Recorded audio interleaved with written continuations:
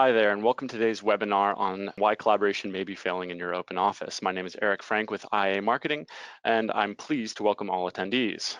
For those of you interested in staying up to date on IA thought leadership, I encourage you to follow us on LinkedIn, Facebook, Twitter, or Instagram, or of course to subscribe to our YouTube channel.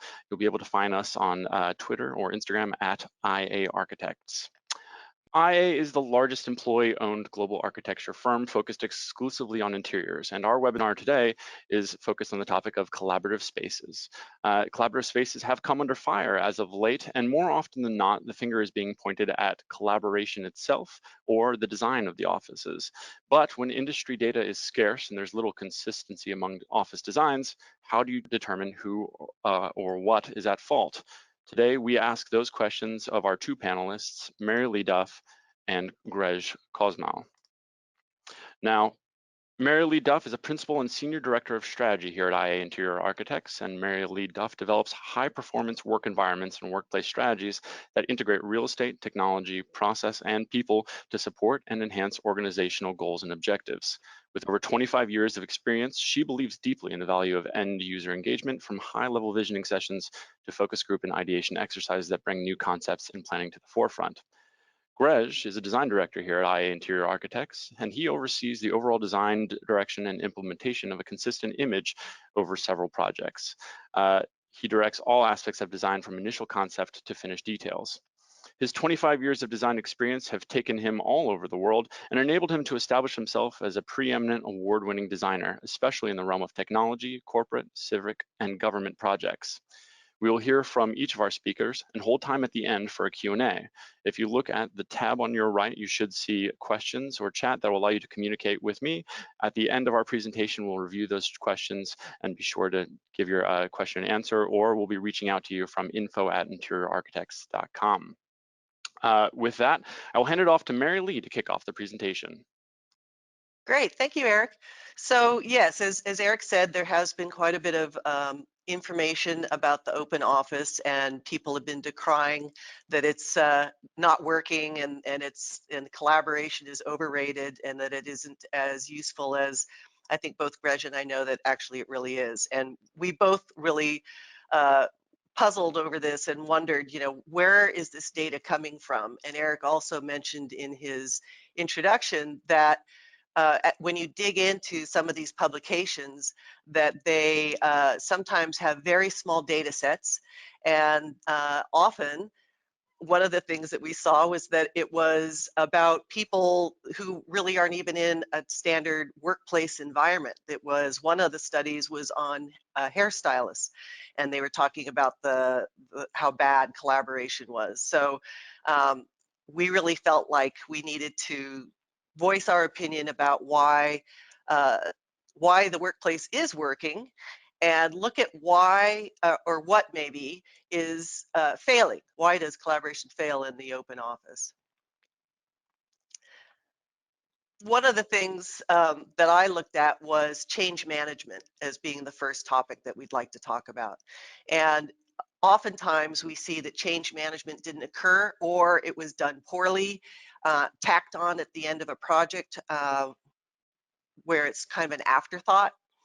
And really the whole point of change management is really to help people understand how to use their new environment. So without change management, if you are moving into an environment that has unique spaces that you've never used before, you don't know how to use them, you don't know how to navigate through the space, and people will often revert back to old habits rather than adopting the new habits. So change management is really an important aspect of facilitating that change. And I wanted to give you an example of one project that I worked on where change management did work very well. This is for Analog Devices here in the Bay Area. And in this case, this was two companies that were coming together from two different locations into a new campus, two 6-story buildings. And the change management was really well done. That started out with, they did a pilot space, 3,000 square feet of pilot space, where people could see the type of spaces that they were going to get, what their workstations would look like, what the offices would be like, how they'd be fitted out. That was really helpful to get that buy-in. The other thing that was done is we had senior management messaging to both of these two companies as the process was going, the design process was moving on. And towards the very end, before move-in, we started sending, posting on their internal internet sketches and renderings of these space types that you're seeing on the screen. So a game room, a garden area, kind of a casual seating area. And in each one of these cases, we describe what the room was for, what the protocols were of using that room. And it really turned out great. The senior designer on the project was on site during the first week of their move-in, and he was overhearing comments like, I just moved from a 1-star hotel to a 5-star hotel. So they were super happy about this new environment. And another way of thinking about the change management is that a lot of reactions are really generated by fear of unknown. So change management helps to bridge that gap. You can kind of put yourself in that situation when you recall the first time you were driving a car, and you really if you were to put in front of the wheel without any instructions, you would be terrified about it. But when you have proper training and proper preparation for that, and we as designers can assist you with that, then the whole setup is much more familiar. You know where the supportive spaces are, you know how you're supposed to use that space. We often say that space and collaboration is really not just the space itself. It really is conjunction of space, technology, and also policies that are governing that space. Therefore, the comprehensive approach to workplace design, supported by the change management, assures a positive response and good design. So we wanted to also bring some other case studies forward. And we're going to work from right to left. I'm going to start with Mercedes-Benz. This was their R&D facility here in the Bay Area. And one of the things that I think is really interesting about this project is there was change management. It was designed. They were moving from kind of bad lease space into this really beautiful gleaming new space. And you can see from the photograph, there's a lot of glass. And this was really important because they wanted to be able to create that separation between different groups, between, like you can see the scheduled meeting room, and yet there's still a high level of transparency. And so this is where open collaboration is now being controlled by the use of glass, and yet people are still very highly connected. Very successful project, very lovely. The next one is Twitter. This is Twitter's headquarters in San Francisco. And the space that you're seeing now was actually internal space. And the ceiling and walls obviously were taken off, and it became an outdoor space. And I think what's really important to understand about this space is that this is right off of their large cafeteria. This is, I believe, the 9th floor. And this is not just an area to take your food outside, which of course you can do, but it's also has Wi-Fi, and so people are working out here, they're playing out here, and because the executives and because of the change management, people understand that they have permission to use this space that way, and so it becomes a very highly productive, very enjoyable space. Greg, you want to talk about the consulting group?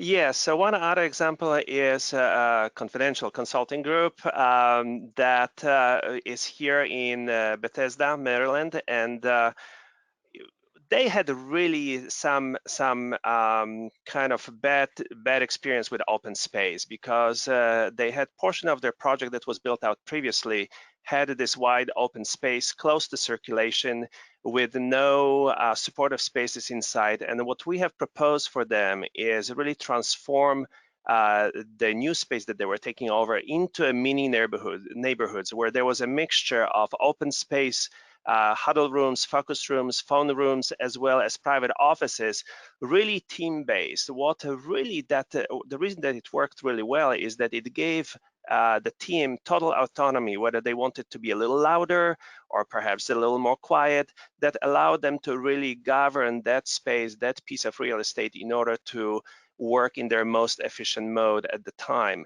It also put all the essential amenities, all the support spaces within the eye shot. So that proximity between the workstations where people are sitting in the open and that huddle room or that focus room was really important, because they could just glance, okay, I got a phone call, I can easily transfer from the open environment when the rest of the team is in the heads down mode into an environment that was specifically designed to take that call to have a little bit of a chat without disturbing others. So the next topic that we wanted to talk about was lack of executive buy-in. And in this case, and I mentioned it on the Twitter, I think it's really important for change in the workplace to have that executive buy-in. It gives people permission to use space the way it was designed. And so having them be engaged during the design process, I think is very important. One thing that is really important is to underscore that collaboration is kind of a state of mind, much more than a workplace trend or management practice. It is closely aligned with other personal qualities like curiosity, inclusion, respect for others, shared values, in short, corporate or office culture. In hierarchical settings, collaboration is often diminished. Therefore, that leadership example is so much important. Status and privilege can inhibit the flow of information. And leadership, not just being a boss, plays an important role in setting the right tone for the collaborative environment. That environment, however, has a huge role in supporting and really stimulating the right type of collaboration. You may say that there is a kind of a dialogue between the office culture and the built environment, and this is what we as designers are trying to explore. Right. The next one we were talking about is ditching the traditional management style. And I think, Greg, you just touched on that. But I think what we're seeing is that management is beginning to start to pancake the hierarchy. It's less hierarchical. I think, you do have to walk the walk. So, if the executives or the leadership of a company is sequestered sort of in their own area and you don't feel like you're invited in, then it really is not being a very welcoming sort of a space. And I think that starts to translate into how people are using all the rest of the space.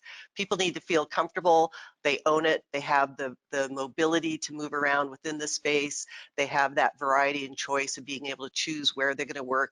And because the executives are leading by example, they feel like they have those permissions to use the space the way that they would like.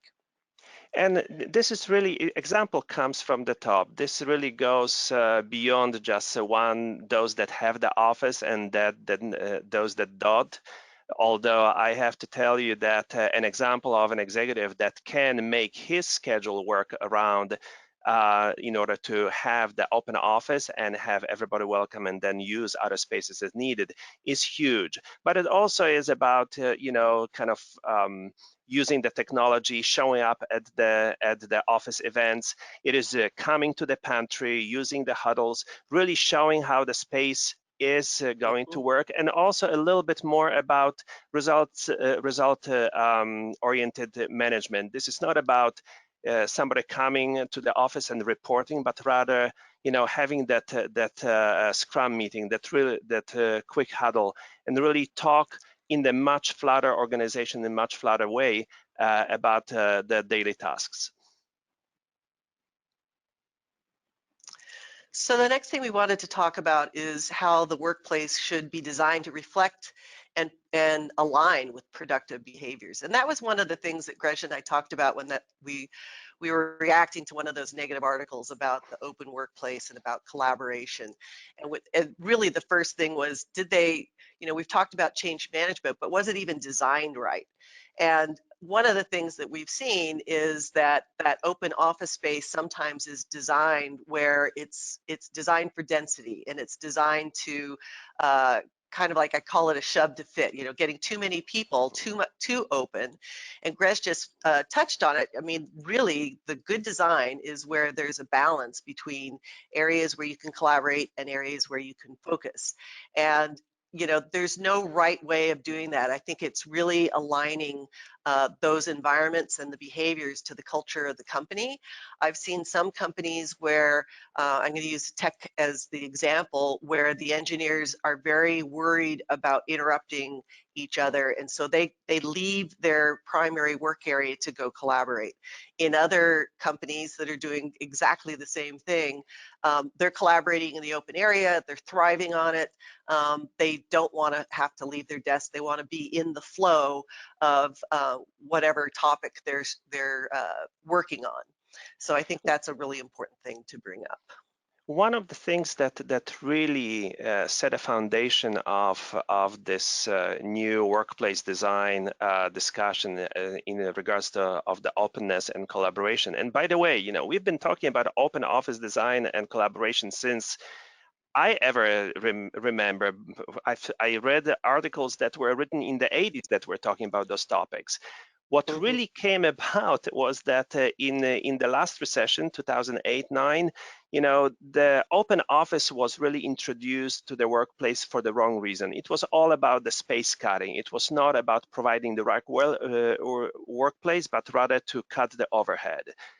In our current practice, when we're approaching workplace design, the level of collaborative seats and other places to the assigned seats or those that are in some way assigned with the sharing is really 1-to-1, 1.5. It is 1-to-1. You really are not saving that much space, but you are reallocating that space. So this is very important to understand, is that a lot of negative reaction is really on the heels of the mistakes that were done right after this cost cutting that was a few years earlier.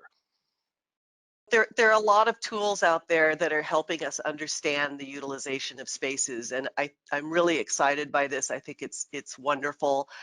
What you're seeing are different models of heat mapping the activity within a workplace, and that starts to really give us a lot of great information about what's working and what's not working. And when we analyze these heat maps, sometimes what we're seeing is maybe there's a telephone room that's buried sort of inboard and nobody's using it. And it's because there's no windows, or the technology isn't right, or it's too far away. There are a lot of different reasons why you know, these spaces are underutilized or utilized incorrectly. And so this is a great tool for us. And I wanted to just add on the previous slide is that those tools that are really great in analyzing projects that have been just completed or have been operating for a while are also really helpful in the design space. Through our use of the virtual reality, we can already plan those analytical tools and really see how people are moving around the place when our clients as visitors are visiting our model, and see where they look, how they interact with the space, and have the clues from their behavior in the virtual environment, how they would start to behave in the built space. Right. An interesting side to that is if you survey people, they'll tell you that they're at their desk probably 70 to 80% of the time. And when you see these heat maps or do utilization studies, we've been finding that it's more like 38 to 42% of the time they're at their desk. We've become a very collaborative workplace today, and sometimes I think people just don't realize it. I think another aspect of collaboration and being able to utilize space well is this idea of the location. And so one of our very sophisticated clients, tech client, has studied everything, and I really admire the data that they're working with. And one of the data sets that they have documented is that if something is more than 60 feet away from your primary workplace, your seat, you probably aren't going to go use it. You'll avoid it. So that's another, you know, reason on that heat map where a space may be just too far away. Another thing in collaboration in the open workplace is getting the adjacencies right. I think that's so key. Obviously, you're not going to want to put HR next to the sales team. You're not going to have people that are on the phone all the time with people that are focused heads down and super quiet. So one of the things that we've been using in planning, which we'll talk about a little bit later, is neighborhood planning, and that helps to control a lot of that. The acoustics is a huge thing. There's obviously a big drive of having open ceilings and, as you can see in this image, and hard surface flooring. And so I think from a design perspective of being thoughtful about how you use materials and plan is a really big aspect of getting collaboration and the open workplace correct. And one of the things that is really important in the collaboration is, obviously we're collaborating virtually. You are looking at this webinar through the means of technology, but nothing can really replace direct contact. Nothing can really replace the FaceTime. You know that when you're working with your clients, FaceTime is worth everything. That same aspect also pertains to your teammates, and Green in 2004 has made a study that really established that any environment that is more extensive than 60 to 75 feet really loses the identity as a cohesive group. Therefore, if you have a neighborhood, which we will talk in a moment, larger than 2 structural bays, which is about 60 feet or so, that group is not consistent. The access to the support spaces is lost, access to your coworker is lost, and you are not successfully collaborating because people are just simply too far. Right, so our next slide shows a great example of what Grzegorz was just talking about, and it's a plan that is showing those neighborhoods. And so you can see that there are enclosed rooms that are supporting the teams that are out in the open. They're close, they're easy for them to duck in and out of. They are a buffer between the different groups. Again, going back to planning, you know, if it's, let's just take HR for a second, you would plan HR to be off the, you know, the main circulation. They'd be someplace fairly sequestered, could still be open. Same thing for a legal team. They don't have to be in a separate suite, which is gives you a lot more flexibility for future planning if you want to move those groups somewhere else or whatever. So I think that this is a great strategy, a planning strategy that I suspect is not being utilized in some of those publications where they just think the open plan is so bad. Anything you want to add to that, Gretch? No, I think that you covered it. I think that the only thing that I would add is it's easy to talk about what doesn't work, and really, you know, finding the things that work is really what drives us. That's why we have the tools. That's why we have the analysis of our project and post occupancy evaluation. Mm-hmm. So the next topic is that maybe the teams don't have the right tools. So if we go to the next slide, you'll see, you know, several of the tools that I think are really important in collaboration and thriving in an open plan. I think the headset is probably the biggest one of all. That's what allows us to be untethered. I'm sitting in a huddle room in my office in San Francisco with a headset on, wireless, and I sit out in the open area. And so if I'm in a conversation that's getting, I don't really want to have shared with everybody else, I can duck in here, or I can do a webinar in here.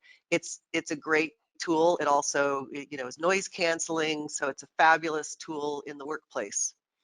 And you know, go ahead. I'm sorry. These are not only you know, technology tools, even though they are so important. I mean, the communication tools having integrated communication system like Skype Pro with IMing, webcam, email, all of that linked to either your mobile device or just your desktop, soft phones, all of that works. But sometimes the biggest collaboration tool is having enough whiteboard space, enough wall space to write on, in a space that is in the environment that you feel comfortable leaving it overnight, so you can reattach with that information instantly the next morning. Sometimes there's so much time lost on kind of revisiting, like, what did we talk about yesterday? Where was this thing? If you have to you know, take it all down, then it takes time to put it up. So we see our clients utilize every inch of the wall space that they can write on. This is especially prevalent with either the consulting companies or the technology companies, mobile solutions, as well as the technology. And a lot of times we have virtual teams that really collaborate across different locations.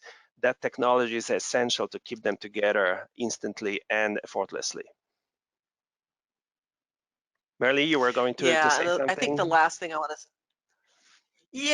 well, the last thing I want to say on this is, getting technology right. And what we've seen in the past is, I'm going to stick on the telephone room a little bit longer, is, that clients would see the telephone room as a place where they don't spend a lot of money, that you duck in there with your cell phone maybe, or your laptop.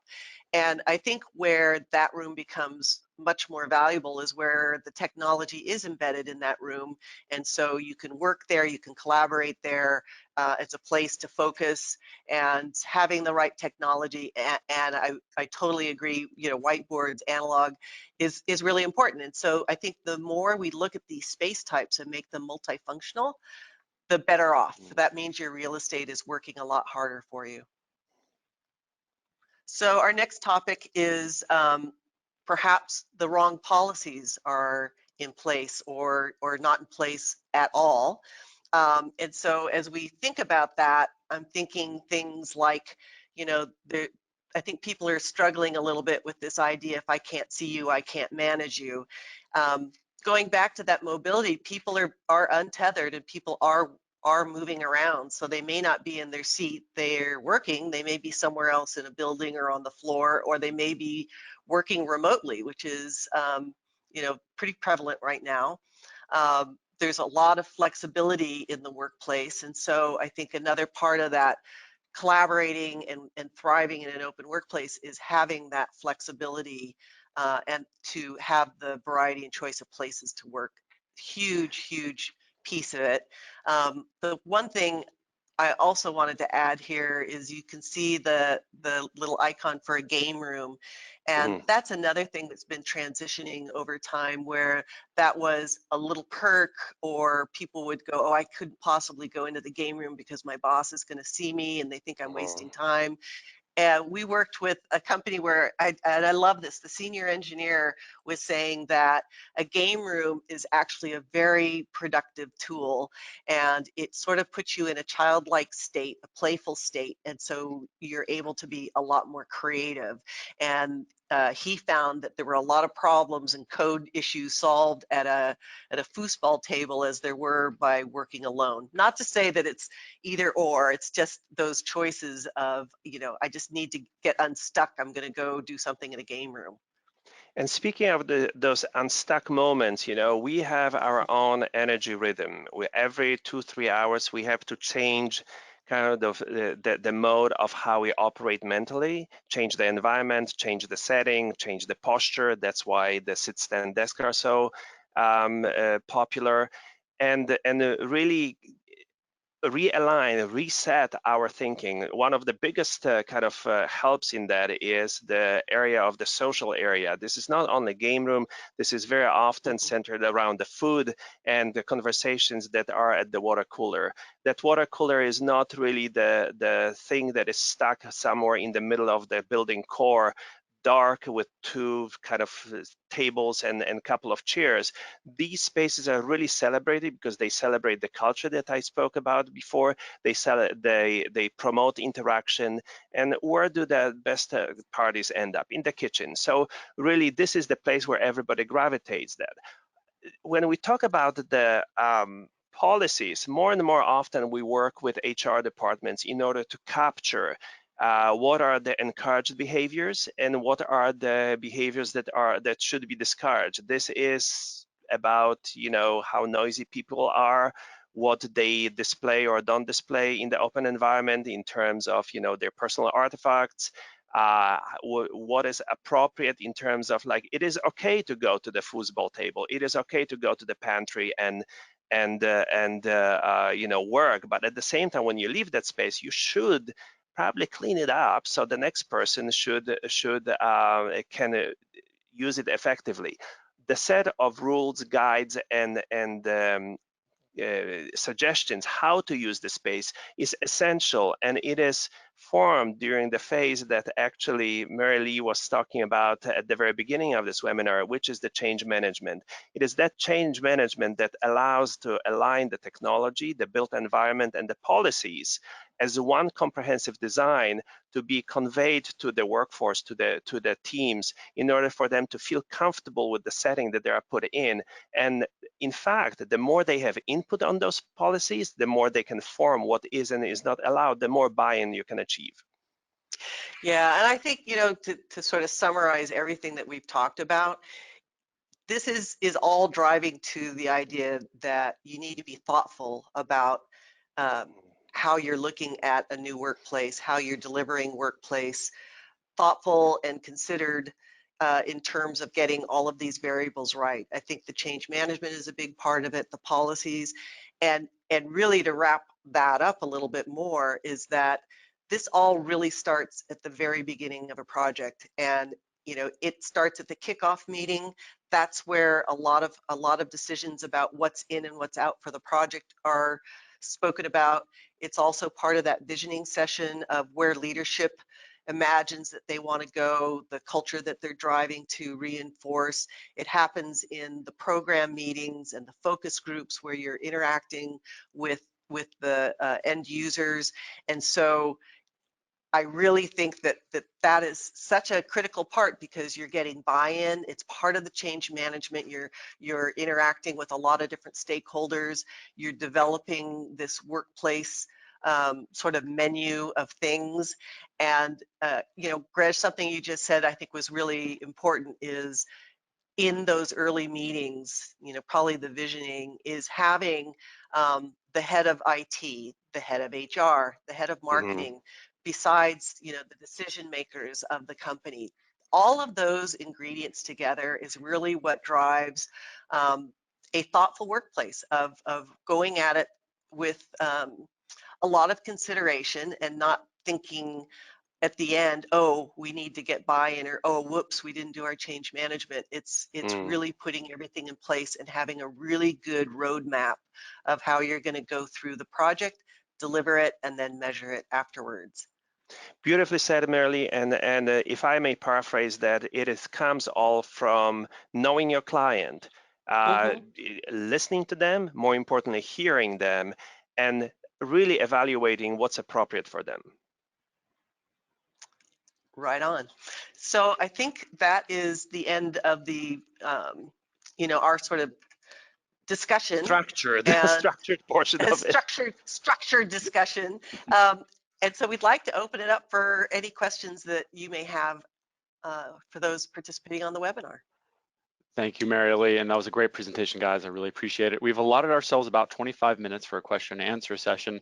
Just a quick reminder, if you take a look at the probably right-hand side of your screen, you'll see either a chat or questions box, and you can use that tool to communicate to us and send any questions our way. In the meantime, I'm gonna ask a question that's been on my mind. Mary Lee or Greg, feel free to take this question. Have we seen that there tends to be one of these themes that is a common culprit for why collaboration is being killed? Is it the technology aspect of it? Is it the lack of change management? You know, what does your experience tell you about that and examples you've seen? I'll take that for a second. I really think it's most often bad planning. I think everything that we've talked about are definitely culprits, you know, in this equation. But I think that bad planning is probably the worst one, where, you know, people just don't have the spaces that they need to thrive and be able to be productive. And generally, I think it's too much open space and not enough of that balance of space types. And I would add to that, really understanding what people are afraid of, where they are coming from, whether their comments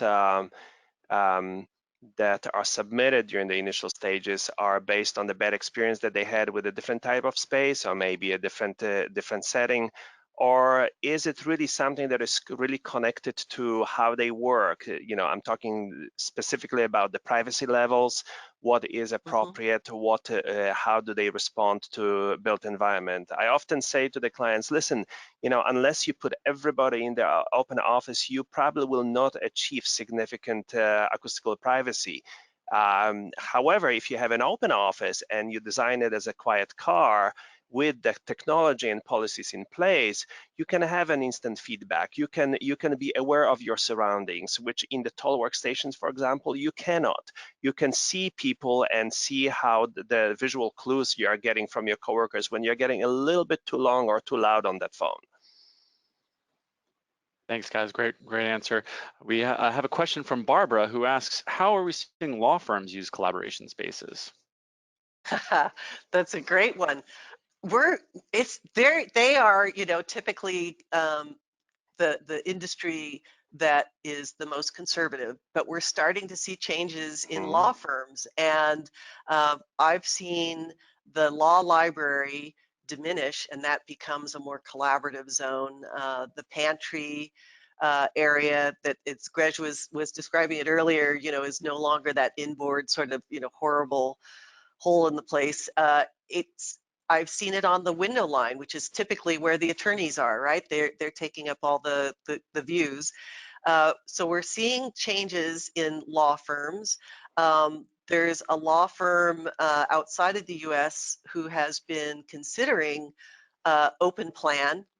They are really pushing it. And when I looked at the planning options that were created for them, there were some really, really nice ideas. Some of it, all of it actually, was taking the attorneys off the window, and that became circulation.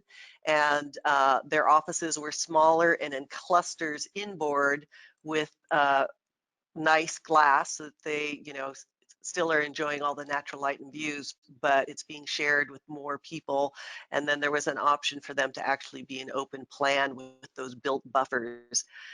They haven't done it yet, but who knows? They might get there. So we're seeing that trend.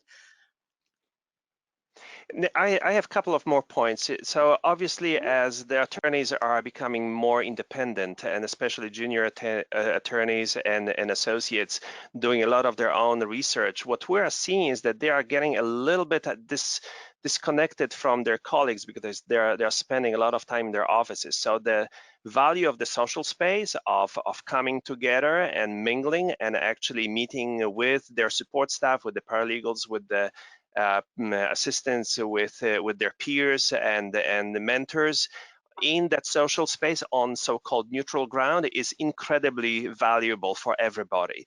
Another aspect of collaboration in the law firms, it is a little bit of, especially in the US, Europe is slightly different, baby steps, is how do we approach the office space? You were talking about moving people to the inside of the office, but we more and more see people that, especially junior attorneys, summer attorneys, paired up in the single office, and that create a kind of a most basic unit of the collaboration, which is a pair, that those two individuals can support each other, can answer each other's questions, can build experience together in order to succeed in the future.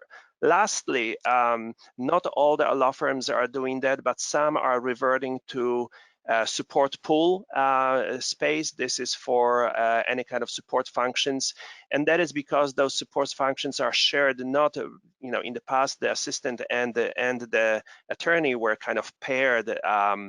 1-to-1, 1-to-3, and now we're seeing 1-to-5, 1-to-6, and that ratio is changing.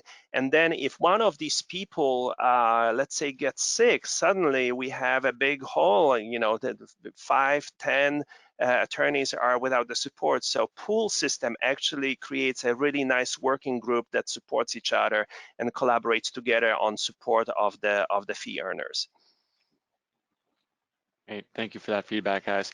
A quick note, we will be making this PowerPoint available after the presentation. If you allow us a day or two, we'll be sending an email out to the entire group with a copy of that PowerPoint presentation. A handful more questions coming in. Raj asks how you help your clients to understand the ROI of your design, and I'm guessing he's referring to maybe a couple of tools. Do either of you have a suggestion for that? Well, measuring the, it all comes down to the productivity, and productivity in kind of professional settings. Measuring it is incredibly hard.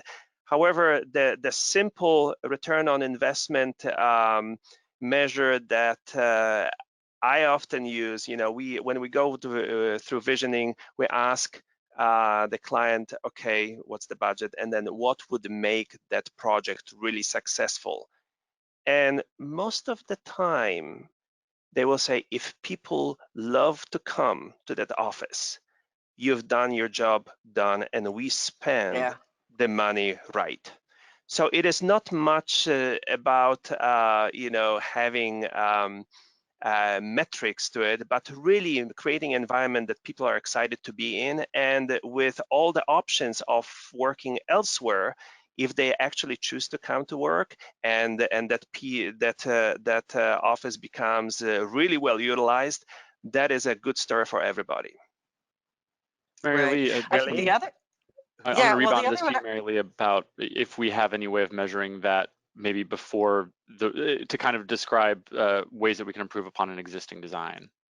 Yeah, I mean, I'm thinking of one client in particular where they had been in pretty traditional space and they moved to 100% open.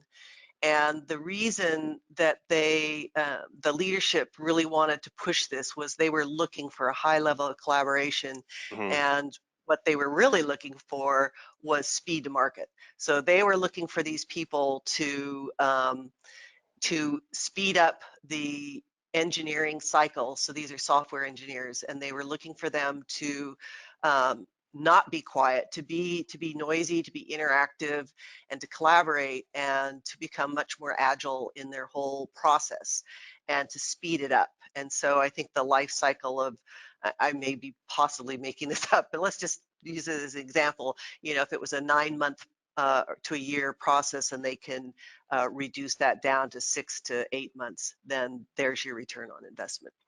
And I would add one more thing, which is kind of obvious, but it's been brought up many times. I recall one of the clients that really stated, you made our HR department work so much easier, is retention and recruitment. If through the space, if you see people really engaging with the space, really responding positively to the environment, and that promotes, that is one of the factors why they choose to join the company. That obviously is a huge benefit if they are seeking that talent. And obviously if where people are staying, there's a huge investment in every new employee, and you have to retrain another person in order to replace it. So keeping the same employees and having them grow with the company is the best investment you can do. So if space can support that, obviously this is a good return on investment for the space. Thank you guys, great response and a great question. We're gonna go ahead and combine two questions. Hank and Christina, I hope you don't mind. They ask more or less, how do you address organizations where it's a very hierarchical system? So and Hank mentions that perhaps tech firms might be a little easier to adopt an open office. How do we IA interior architects manage it when there's a very hierarchical system, maybe alleging a little more to law or to legal aspect, but who wants to take this on? Well, I think that it is really through education, really through giving a good example, and it is a challenge when your stakeholders and the decision makers are really promoting a status quo, because then it is really implement the change. However, you do it through the education, you do it through the good examples. You're trying to show them the benefits of a different approach. Obviously, they are spending the money. At some moment, you can say, okay, I did what I could. However, there's plenty of good examples out there that more often than not, you are making a positive impact on how the proposed solution is understood. And through that, you are able to kind of positively influence iterative approach to the design, seeing what the options are and choosing together the best option. I totally agree, and we've worked with plenty of companies that are highly structured and reticent to make these sort of changes. One is a very large financial organization, and it was, mostly education. I think people only know what they know, especially if they're not moving very often or they don't have, a lot of different real estate, in diverse areas. It's harder for them, so it's definitely education, and I think our job is to educate and sort of push a little bit. I think the trick is knowing you don't want to push somebody to go someplace that they really don't want to go, but you want to at least challenge them or get them to be, again, I like the word thoughtful about their decision making. And so maybe you can get them a little further, or maybe instead of a revolution it's an evolution. There's ways of doing that as well. One other thing that I wanted to add is that a lot of the responses that we're hearing from more traditional kind of mindsets is really, understanding all the bad examples. So these are all those articles that we have seen at the beginning of this webinar, that people are really afraid of what they kind of see, but they don't really know and understand. And the interesting thing is that we have right now very powerful tools. I talked a little bit about the virtual reality. We can really make that interaction with the clients much more direct. A lot of them don't have an extensive experience in reading the plans, elevations. The renderings are, and static renderings are very kind of selective in what they describe. And getting immersed, I got so many good examples and so many good experiences with the clients that really challenged their perceptions through when they put on those goggles, when we send them the link and we could really walk through the space, and they say, oh, this is not what I thought it was. And through understanding what the option might be, and again, it is again their decision, so we will follow their lead. But if we give them information to make the right decision, they're intelligent people, they are leading those companies for a reason, and they will make the right choice. Great. We have about 10 minutes left until the hour for anyone who's wondering about their next meeting, but we do have a couple more questions to sift through. Sure. For example, we do have a question from Diane, who asks, if we find the open concept more difficult for government departments versus the open sector, versus the private sector. Okay. Go ahead, Melly. Oh, sorry. You're the one sitting in Washington, D.C. Yes. Actually, no. The government actually, in many cases, have been pioneering the open environment. That was for both good and bad reasons. There was a lot of interest in consolidation of the status quo kind of legacy space standards.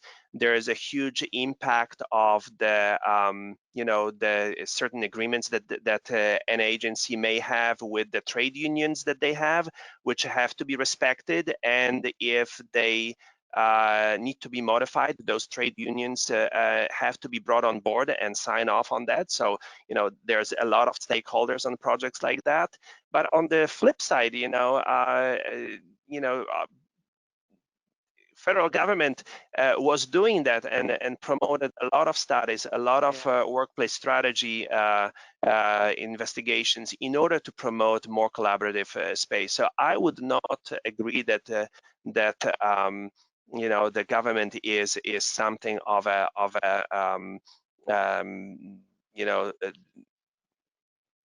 organization that is behind. To the contrary, some of the build-outs are quite progressive, and as long as they really understand the environment and we respect certain boundaries in terms of security, in terms of the workflow that they have,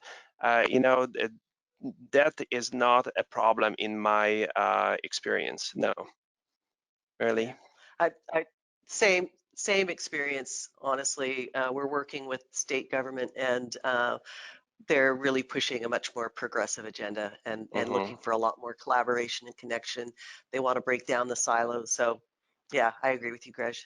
Well, one other thing is that, especially in DC area, all those agencies are competing for talent with Amazons, with Googles, with Capital Ones, with everybody else, and therefore they have no choice. They have to be on the same, level as everybody else. Otherwise, they will not have anybody working for them. Exactly. I think it's not just government or law firms. I mean, I really think that's kind of the crux of it, is there's a fight for talent, and when you're competing with those big tech giants, you really do have to kind of rethink your space. Right, and we have actually a couple of questions regarding sound masking in the open office and the role of that. Who feels like they want to take on this beast of a question? I can do it. Greg, let me stop you. Sound masking, I think, is a very good tool. I think that there's nothing worse than too quiet space, because the pin drop can be heard across the entire floor. So having ambient noise, whether that is from open ceiling and HVAC system or from the sound masking system, that ambient noise allows a little more of a tolerance and allows it into the environment. So I am a big proponent of designed sound masking. I would encourage, when you're thinking about the sound masking, to involve an acoustician in order to make sure that it is not too much, not too little, just right. All those systems are tunable. They are relatively inexpensive, and again, it is nothing worse than too quiet space, because then every disruption is being amplified. Totally agree. I don't think I have much to add to that, but I when you said a pin drop, it made me laugh, because I was sitting in a financial firm's floor, and it was high work panels, and I just felt like I was in this little place, and you could hear everything because it was way too quiet. And then we had a follow-up question, but I think you kind of touched on this, asking if that thought is put towards that in the design phase, or if it's retroactive. It seems, Grzegorz, like the answer is a bit of both. Yes, I mean, you can retroactively implement that, especially when you have an open ceiling design. But if there's a budget, and you know that you have, through your visioning, through your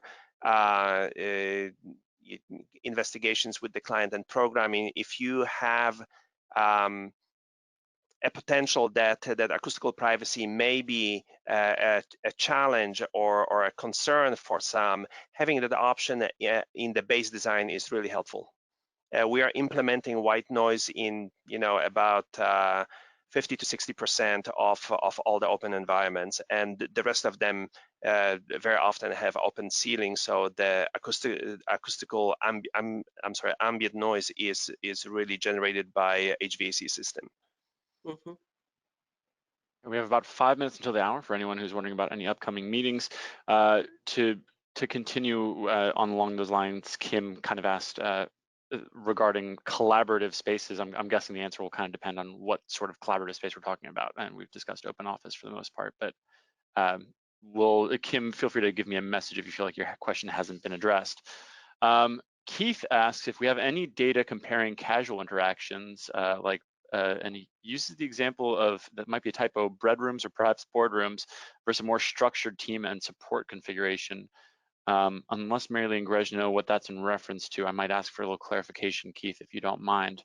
Yes. Well, I think we could sort of answer it regardless. I think that the casual collaboration is just as important as the scheduled collaboration, and you do need to have enclosed spaces where you can have a meeting and talk about things and not disrupt others, and have video conferencing, whatever it is.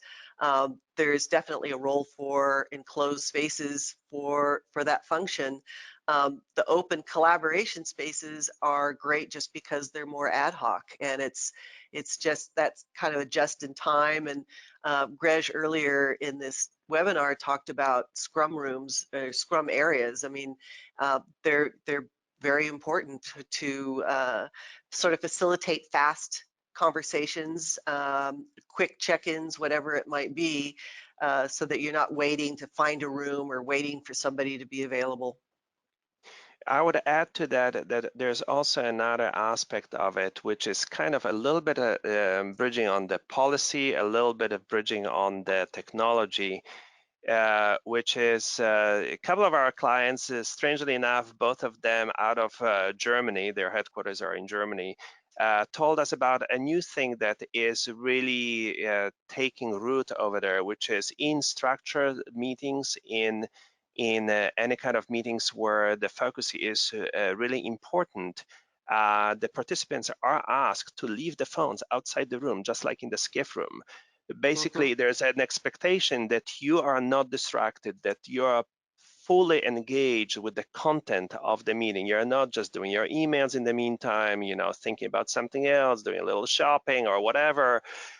You are really 100% engaged, and this is really, you know, engaging 100% with the content, because otherwise, you know, there is no such thing like multitasking, and I can safely say that because my mother was a brain scientist, and she told me you cannot do two things at the same time. Now, brain can sometimes switch back and forth between those functions, but that means that you're not really fully doing what you're supposed to 100%. So if you leave those distractions, email, and so forth behind, and really are engaged, that brings the quality of interaction and quality of the collaboration much higher. All right, we have 2 minutes left, so we'll go ahead and take one more question, perhaps a second. Thank you, Young and Diane. We're asked about some of the tools we use to kind of mitigate client concerns when changing, when transitioning, I think, to a more open collaborative environment. And perhaps this might not be a bad time to talk about prototyping, but I'll leave that to you two. What tools do you find are helpful to kind of mitigate client concerns about such a transition? Well, that's all the change management piece, and yeah, when you talk about prototyping, it's like pilot projects or having a mock-up of what the space is. I think a lot of times people, when they see what it actually feels like, or when Greg was talking about using, you know, an immersive process with technology, but having something built out or tours is a great way of helping people understand and feel better about it. Tours do a lot of good when you see how other companies are dealing with different concepts.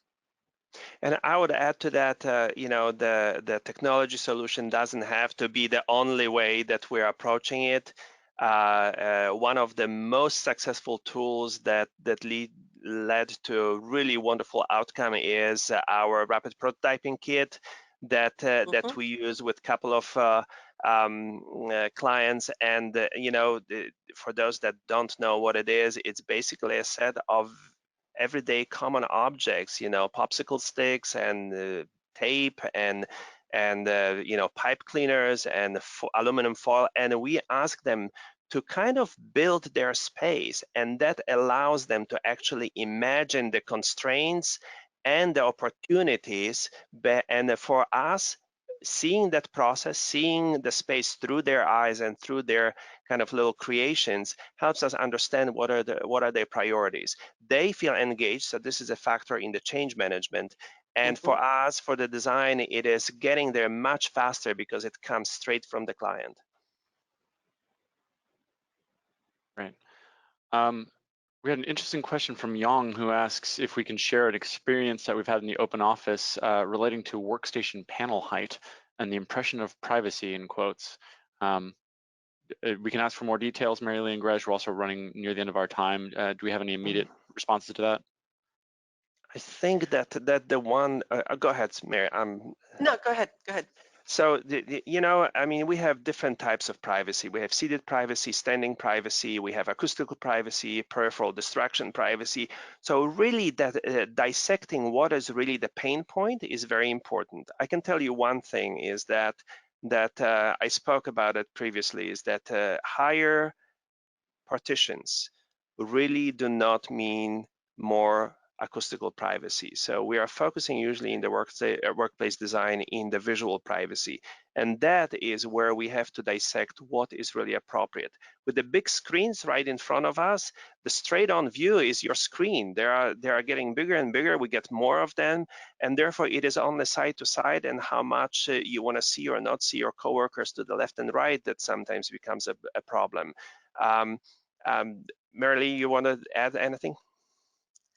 No, I think that's actually it. I think seated privacy is kind of the norm, because people want to be able to see one another, but not, be in each other's faces. So I think, defining what privacy is, and it kind of goes back to just good planning. And, if your work is so confidential, maybe you should be planned into a very quiet section of the floor. One other thing that I would add is that giving the users freedom to configure their immediate personal environment also is a very good tool to mitigate any kind of concerns, because if they want to not face or face in a certain way because of the light orientation or who may be sitting there, plus the technology, which we talked about, the headsets, that all the tools are coming together. The most important thing is to really understand how to implement them appropriately for each and every client separately. There's no cookie cutter there. I appreciate that answer, guys. And that brings us to, Young says, thank you. That brings us to the end of our time. I really appreciate our audience for sticking with us about 3 minutes past the hour. And Marilee, Grzegorz, you guys did a great job. I encourage everyone to stay tuned to LinkedIn, where in the next week or two, we'll be announcing our next webinar. And thank everyone for sparing some time. Thank you all. Bye, guys. Thank you.